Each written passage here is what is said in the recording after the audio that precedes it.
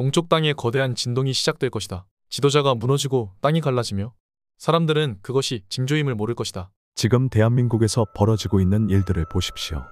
강원도, 경북, 심지어 도심 외곽까지 번져가는 대형 산불은 마치 누군가가 거대한 불의 손을 내려 지표를 태우고 있는 듯합니다.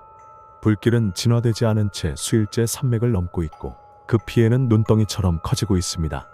뿐만 아니라 서울 도심 한복판에서 발생한 싱크홀은 시민들의 두려움을 더욱 키우고 있습니다. 아무런 전조도 없이 갑자기 꺼져버린 땅. 이는 단순한 집안 문제일까요? 아니면 우리가 모르는 지하 에너지에 뒤틀림이 시작된 것일까요? 더불어 국민의 운명을 좌우할 대통령 탄핵 결정 사안이 이제 사법부의 손에 들어갔습니다. 국가의 중심이 흔들리는 이 시점, 국민들은 혼란 속에서 분열되고 있고 정치권은 연일 극한 대립을 이어가고 있습니다. 이 모든 것들이 과연 우연일까요? 놀랍게도 인도 천재 예언가 아비냐 아난드는 이미 수년 전부터 이와 같은 현상들을 균열의 징조라 부르며 예고해왔습니다. 그는 15년 대한민국과 중국은 땅과 권력이 동시에 흔들리게 될 것이라 경고했습니다. 자연과 사회, 정신과 권력, 모든 것이 동시에 무너지고 있는 지금, 이것은 시작에 불과한 것일지도 모릅니다. 아난드가 말한 거대한 균열의 문이 이미 열린 것은 아닐까요? 우리는 지금 거대한 변화의 문 앞에 서 있습니다. 그러나 대부분의 사람들은 이를 느끼지 못합니다. 현실의 무게에 눌려 더 이상 미래를 보지 않습니다. 하지만 인도의 천재 예언가 아비냐 아난드는 이 시기를 균열의 시작이라 경고했습니다. 그는 단순한 추측이 아닌 정확한 예언으로 세계를 놀라게 했던 인물입니다. 2020년 팬데믹이 오기 전 그는 말했습니다. 전 세계를 덮을 바이러스가 온다. 그리고 그 말은 현실이 되어 전 인류를 멈춰 세웠습니다. 그는 또 말했습니다. 식량 부족과 물가 폭등이 온다. 세상은 잠시 멈췄다가 더 큰 위기로 향할 것이다. 이후 벌어진 전쟁과 경제 충격, 기후 재앙까지 그의 말은 계속해서 현실이 되어갔습니다. 그리고 최근 그는 또 하나의 충격적인 메시지를 남겼습니다. 2025년 운명의 4월이 다가올 때 동쪽의 작은 땅에서 모든 균열이 동시에 시작될 것이다. 그가 말한 작은 땅은 바로 이 한반도일 가능성이 높습니다. 지금 우리나라에서 벌어지고 있는 일들을 보십시오. 산불이 전국을 태우고 싱크홀이 도심 속을 삼키고 있습니다. 그런데도 사람들은 말합니다. 기후변화 탓이겠지. 그러나 정말 그럴까요? 이 모든 현상들이 동시에 벌어지는 것은 단순한 우연이라 보기엔 너무 섬뜩합니다. 정치는 또 어떻습니까? 대통령 탄핵 여부가 논의되는 이 현실, 국가의 중심축이 흔들리는 상황 속에서 국민은 분열되고 사회는 극단으로 치닫고 있습니다. 이것이 바로 아난드가 말했던 정신과 권력의 붕괴 아닐까요?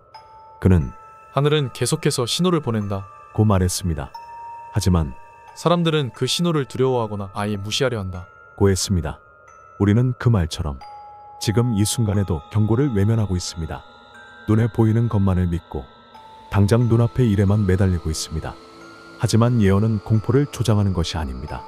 이제 우리는 선택의 순간에 놓여 있습니다.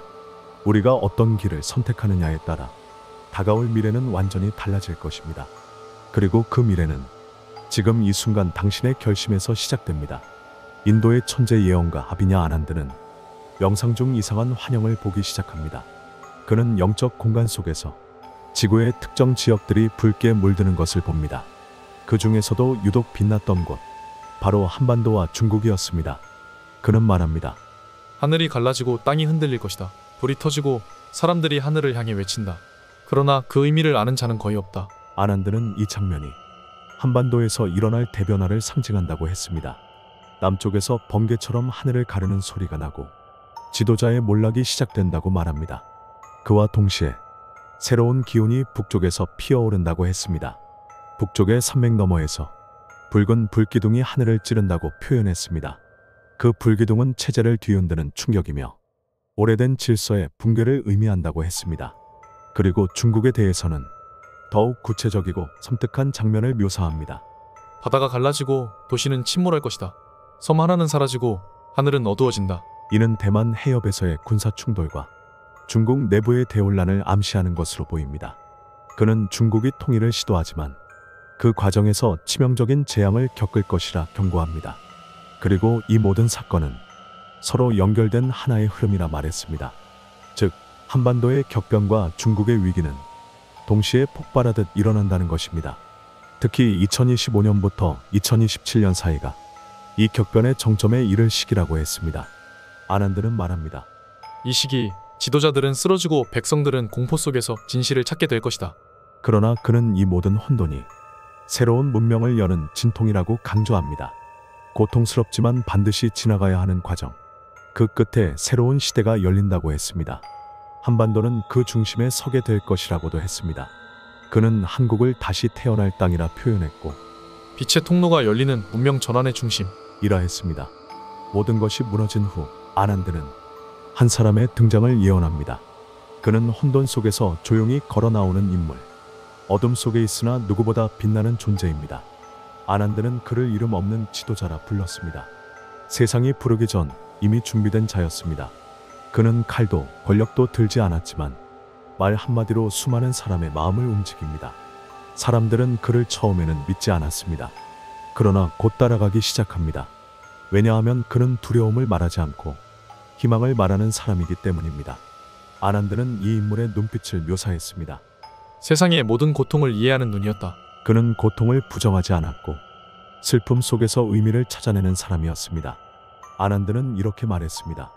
그는 남과 북을 하나로 이을 것이다. 그는 전쟁이 아닌 말로, 강요가 아닌 공감으로 사람을 묶을 것이다. 그가 등장하는 시기는 모든 것이 절망으로 향해 갈 때입니다. 바로 그때 한 줄기 빛처럼 나타납니다. 그는 누구의 도움도 없이 길을 엽니다. 사람들은 그와 함께 북으로 올라가 무너진 땅 위에 새로운 불을 피운다고 합니다. 그 불은 전쟁의 불이 아닙니다. 지식과 지혜, 사랑의 불꽃입니다. 그가 만든 공동체는 경쟁이 아닌 협력, 두려움이 아닌 신뢰를 바탕으로 세워집니다. 아난드는 이 사람을 정도령이라 부르지 않았습니다. 다만 하늘이 준비한 자라고만 했습니다. 그는 누군가의 구세주가 아닙니다. 모두가 함께 만드는 새로운 질서의 시작점입니다. 그리고 그는 결코 혼자가 아닙니다. 그의 등장과 함께 수많은 각성한 사람들이 일어납니다. 이 인물은 한국에서 시작되지만 그의 영향은 동아시아 전역으로 퍼진다고 합니다. 중국과 일본, 심지어 유럽과 중동까지도 그의 존재를 통해 새로운 길을 모색합니다. 그는 누군가를 지배하려 하지 않습니다.